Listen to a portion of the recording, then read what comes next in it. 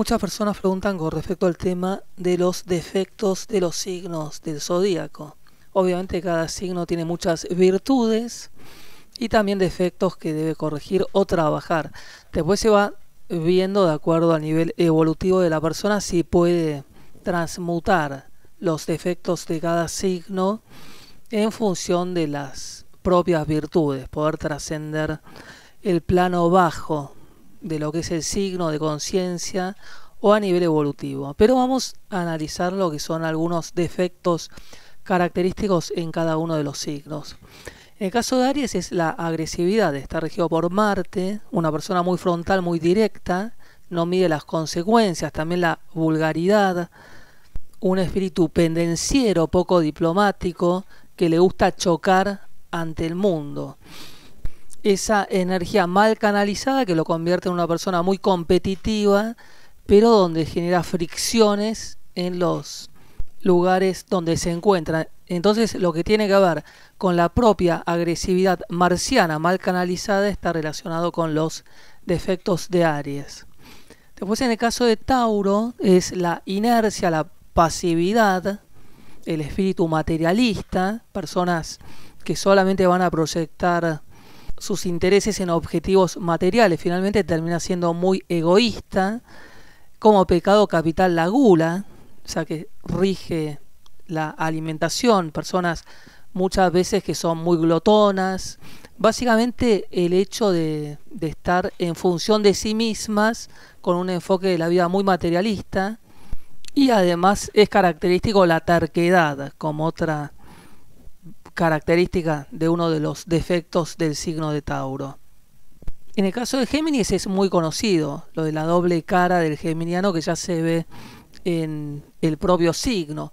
Entonces lo convierte en una persona muy chismosa, muy exagerada, con determinados alardes de una intelectualidad mediocre, superficial. También la mentira, la falsedad sería una de las características de Géminis.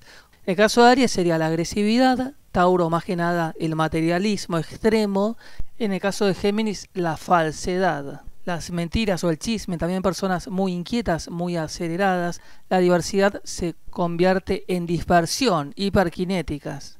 En el caso de Cáncer, al ser un signo de agua de naturaleza emocional, tendría que ver con victimizarse permanentemente, hacer sentir culpable a los demás a través de esa propia sensibilidad, ese espíritu ciclotímico o esa inestabilidad emocional, también la dependencia emocional que se pierde en los demás.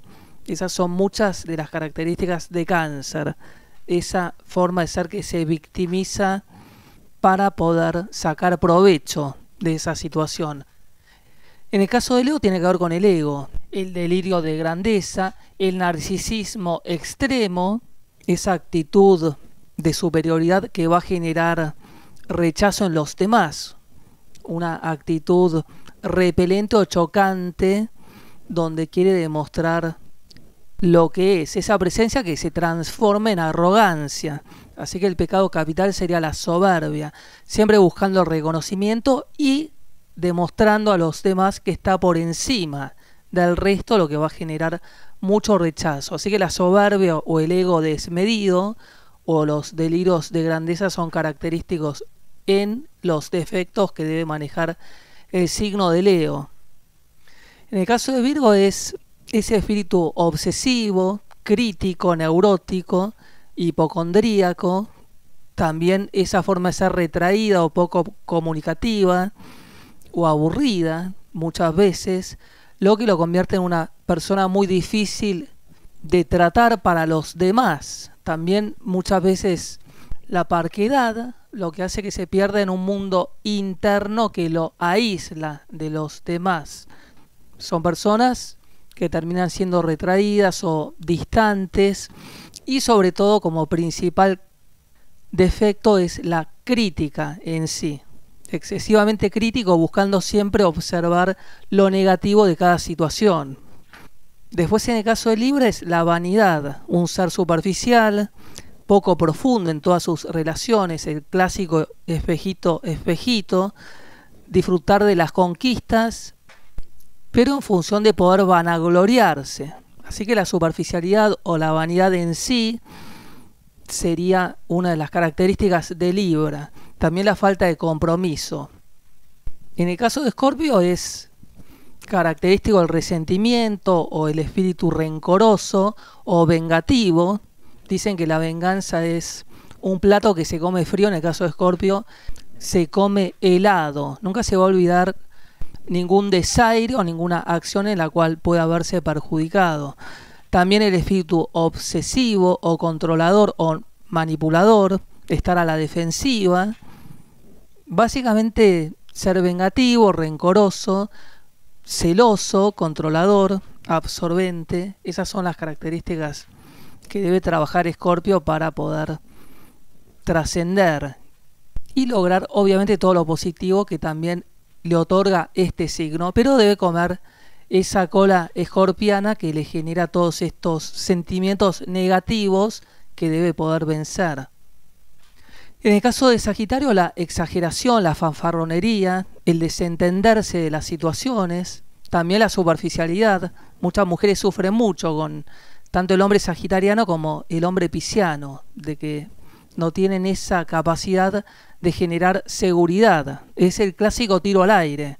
En vez de ser la flecha que se dispara lo más lejos para trascender, que sería el sagitariano evolucionado, sería el tiro al aire, la persona en la cual no se puede confiar, mujeriego, muchas veces trepador, todo lo que tiene que ver con ese Júpiter en función a los defectos que conlleva este planeta.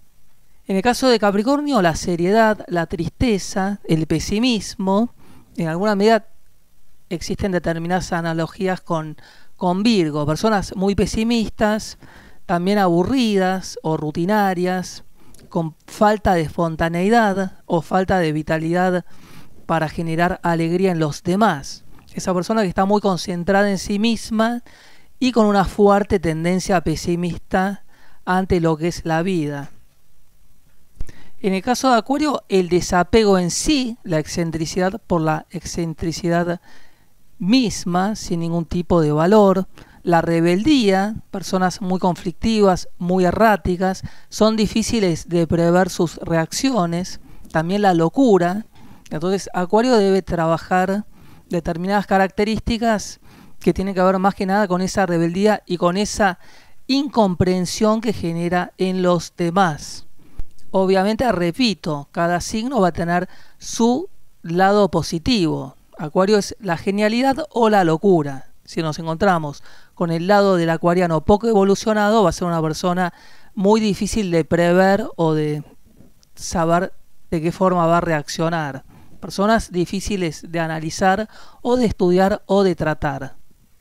Y en el caso de Piscis, el colgado, la persona impuntual, la persona evasiva, la persona despreocupada o completamente desconectada de la realidad, sin rumbo. También el espíritu ciclotímico, al igual que Cáncer, que lo convierten en una persona camaleónica. De ahí que también se acoplen o se adapten a los demás. Esa falta de personalidad que hace que se pierdan en los otros y sin tener muy en claro lo que quieren. La confusión sería una característica de Neptuno, que es el regente de Piscis.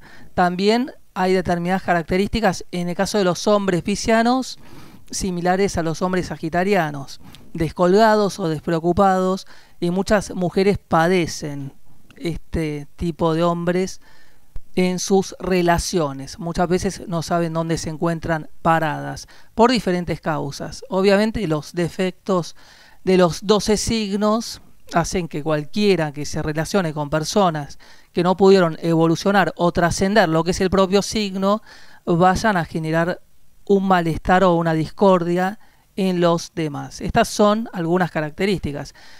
Después, obviamente, si se encuentran con un escorpiano con ascendente Aries y es poco evolucionado y afloran los defectos de ambos signos, va a ser mucho más conflictivo aún. Así que hay que analizar también, además de la carta natal, el nivel evolutivo de la persona para ser consciente de cómo vive esa realidad de cada uno de los 12 signos. Si vive el costado o la faceta positiva o negativa. Muchas veces se entrelazan las virtudes y los defectos en la misma persona, y la persona irá a lo largo de la vida haciendo un esfuerzo para poder trascender y evolucionar todos sus defectos, obviamente para transmutarlos y lograr esa superación individual.